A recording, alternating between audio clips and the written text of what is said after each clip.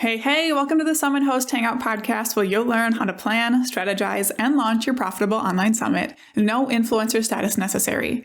I'm your host, Krista from Summit in a Box, and today in episode 110, I am going to answer a question that comes up a lot in the Summit Host Hangout Facebook community, and that question is, can I host a virtual summit in less than 90 days? It probably doesn't surprise you to hear that I have pretty strong opinions when it comes to my answer to this question, but I'm going to do my best to outline both sides and even tell you where you can sacrifice or cut back a little to save some time if you really need to host a summit on a tighter timeline. Before we dive in, I want to invite you to my free masterclass covering my 3-part framework to triple your monthly revenue with a virtual summit while building your list for free. We cover all kinds of good stuff in this class, but one of the primary topics is how to make time for a summit even if you're already too busy. So if you're listening to this episode and wondering how in the world you can fit it in even on a longer timeline, be sure to head over and grab your seat to this masterclass at summitHostHangout.com/class. So let's start with why I actually recommend a 90-day timeline. Honestly, I would actually like to recommend that first-time hosts give themselves even longer, but people get all mad at that. So if you're someone who can stay focused on a project, work hard and see it through, a 90-day timeline is certainly doable. With that being said, you are not spending like all of your time on the summit during those 90 days. Instead, you're usually giving other people breathing room. So as a part of my Summit in a Box program, something I give them is another product called the Summit Host Process Map, which outlines all of the tasks you need to complete your summit and also sets due dates for those for you. And in that, I actually have all of the tasks just 3 days per week. So which means you have 2 full days to work on other things in a 90-day time period. A lot of the days won't be totally full, even when you are working on summit stuff. So it's not that you are head down, spending all your time on your summit during those 90 days, but there are other things that go into it. So here are a few reasons that a 90-day timeline is what I recommend. First, it gives you time to put on a well-rounded event without stressing yourself out. Because one of the biggest issues I see with people who rush it is that they are stressed, they don't enjoy the process, and they don't want to do it again. This longer timeline also gives you the chance to hit roadblocks and not have to freak out. So I have a lot of people in my program who maybe aren't super tech savvy. Then those people have time to hit those, tech issues and work the way around them. Or, decide to switch platforms maybe to something I recommend and can help them with a little bit more. Maybe if you are tech savvy, your issue is going to come with niching down, choosing your topic and the name of your event. You have plenty of time to do your brainstorming if you allow that time for yourself. A longer timeline also lets you pay attention to details and add in some fun ideas if you have them. If you're going along and you're like, ooh, I would love to do this thing, you have the space to do that. And you don't have to say, I don't have to, I straight up don't have time to do it. You've given yourself that freedom. And then last, it allows your speakers plenty of time.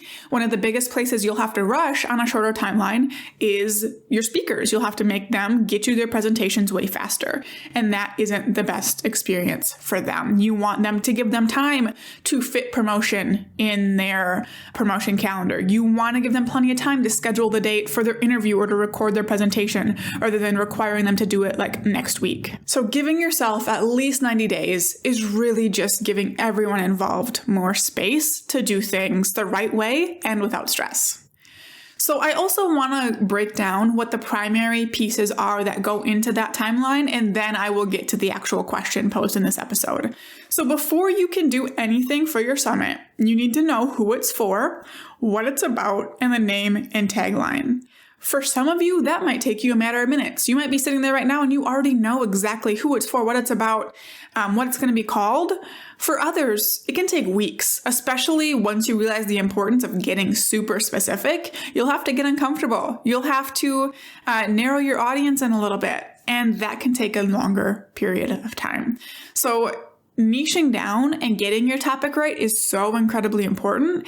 It is worth it to take the time to do market research calls and get it right the first time, even if it takes you an extra couple weeks to make that happen. You also need to allow yourself time to set up your website and tech. Now, I am a firm believer that you don't need any special tech to make a summit happen. You can use what you're already using in your business. But that still means a couple weeks for your timeline, depending on your comfort with tech, to create your registration page, create your sales page, create your presentation pages. There's a lot that goes into the tech that kind of builds up over time. You need to allow yourself time to make that happen. You also want to give yourself time, if you can, to make connections before you start pitching. I like to give myself 2 weeks for this. So I will, spend a day or however long I need identifying who I'm going to pitch. And then I'd like to take a couple weeks to, connect with those people a few times on social media before I actually go ahead and pitch them, making the pitches so much easier. Once you make those pitches, you also need to give yourself time to get responses back and then fill spots as some no's come in. So for me, my pitch process takes about 3 weeks. I like to pitch in 3 rounds. So, I send out the easy ones first. I wait to get them back so I can include their names in the next round of pitches, and I do that 3 times. And then if there are any no's in that final round, I still need to do a 4th round to fill any no's. So give yourself a couple weeks to do your speaker pitches as well. Then, once you have your speakers, you need to give them plenty of time to create their presentations. So if you're doing interviews, you still need to allow a couple weeks for scheduling to happen, and then you will need more time versus them to do any editing or production that's needed. So I say give yourself 4+ weeks just for that, whether you are doing interviews or whether speakers are creating their presentations. Don't be one of those hosts who emails wanting a presentation within the next 1 to 2 weeks. I've actually been pitched for a summit before where they wanted it 3 business days later. So that doesn't look great for people who don't know you. Give them plenty of time to fit it in their schedule. The next thing you need to make time for is that you want those presentations done and from your speakers about 3 weeks before your summit begins for 2 reasons. First, your speakers have time to be late, and they will be late. If you're doing interviews, you'll have some reschedule or just be a pain to get to actually schedule. If you're doing presentations, I wouldn't really expect more than 50% to be delivered on time. And then you get to follow up after that and fight to get them to come in. So allowing that 3 weeks makes it so that no one's having to panic. Instead of emailing them saying, hey, I really needed this yesterday. I can't even have you in the event if I don't have it from you by today. You can say, hey, the due date was yesterday. I noticed I didn't get your presentation. Let me know if there's anything I can do to help you and when I can expect to have it from you. You can be more friendly and laid back about it. Then you need to allow time for promotion. So I recommend 2 to 3 weeks to promote a summit. That needs to be built into your timeline as well. If you give yourself 5 weeks, well, you need to be ready to start promoting a couple weeks into that process, and that is stressful. So right there, those were all of the big, most time-consuming tasks. And that's really not even the little details that you need to think about. And that's more than 12 weeks of time. And some of those happen in parallel, but you can see, I hope, why that longer 90-day timeline really becomes useful. But now to that big question. Can I do it faster? Everything you said is great. I get it, whatever, but can I do it faster? For those of you looking for the short answer, it's yes, you can. But there are 100% sacrifices that come with hosting a virtual summit on a tight timeline. And some of these are sacrifices that will very likely affect the results you see and the experience everyone has. And the one that actually concerns me the most is your enjoyment of the process and your ability to have any free time. It will be stressful if you try to pull off a summit on a short timeline. I have some students who have joined my program and put together a summit in 5 weeks. And now they're my biggest cheerleaders when it comes to my 90-day timeline recommendation. They won't do it again. Even with all of the templates, trainings, resources that they have in Summit in a Box, that 5-week timeline was still really tough. So just keep that in mind. You will be sacrificing basically your sanity to pull off an event on a tight timeline, as well as the experience everyone else has. However, since I know that some of you are going to be listening to this because you've already decided that you need to host your summit faster, I'm going to walk you through the best places to reduce time or cut corners when you're on a tight timeline. So the first thing you don't need to worry about is a fresh new brand. Just use your current business branding. Maybe alter your logo or make a new version of it. Use your same fonts, colors, same stock photos you use for your main brand and your summit. Do not waste time trying to make something new and fresh and fancy. Also, skip the waitlist. So a lot of people you'll see put up a waitlist page and start, giving shout outs about their summit and gathering people on the wait list, I would say skip that. Don't waste your time setting that up. Talk about your summit while you're making it, but just let them know registration will be opening in a couple weeks since you're not making them wait that long. You can also give your speakers less time. So, this is something that's tough. You're going to get more no's when you have a tighter timeline because speakers might not be able to fit it in their promotion calendar. They might not be able to fit in an interview or time to create a presentation. But, that's an easy place where you can save yourself a couple weeks time, going from giving your speakers 4 or 5 weeks to, let's say, 2 weeks. Just know you'll get more no's from them. You can also send out all your pitches at once, which will, again, you'll get more no's when you don't have all that social proof that can come with pitching in separate rounds, but it will speed up that process and save you a couple weeks there as well. You could also skip connecting with speakers who are new to you before you pitch them. Again, that will lead to more no's, but it will speed up the process. Another place you can cut back is just with general bells and whistles and bonus features. So for example, don't plan extra live sessions. Don't do like Summit Bingo. Don't have a quiz to help people decide which presentation to go to.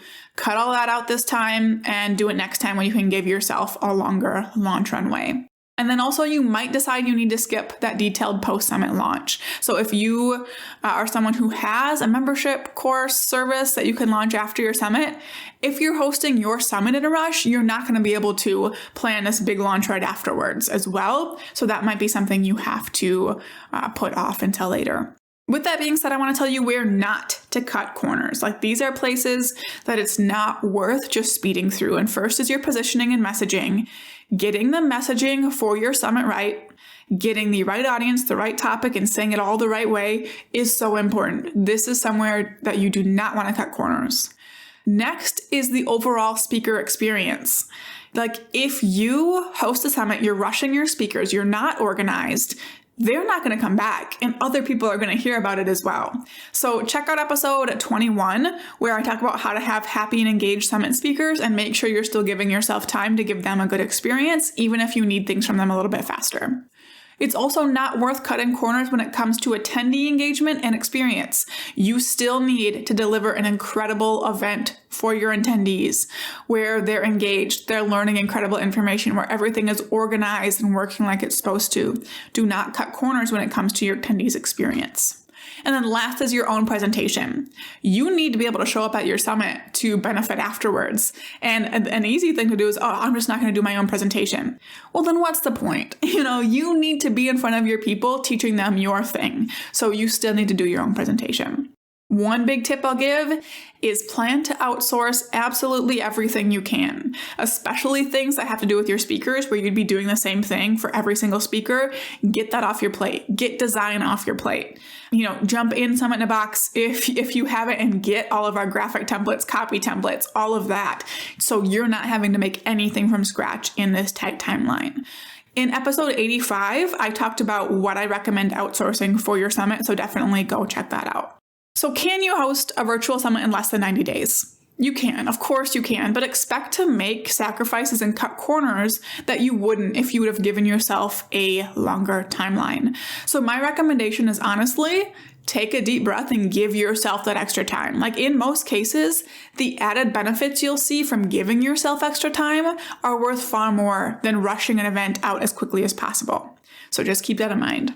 Thank you so much for tuning in. For show notes and resources mentioned, head to summithosthangout.com/110. In the next episode, we're going to start what I think is our third series related to summit speakers by talking about things to avoid when pitching speakers, so be sure to tune in for that. If you're hosting a summit on a tight timeline, I'm going to very highly recommend that you check out our signature Summit in a Box program, which has over 1,000 email templates, graphic templates, website templates, scripts, processes, and more to help your planning process go a whole lot faster. We only open doors publicly a couple times per year, but if you check out the free masterclass I mentioned at the beginning of this episode, you might just get a private invite to join. So you can check out the masterclass and learn all about Summit in a Box at summithosthangout.com/class. Now go out and take action to plan, strategize, and launch your profitable online summit.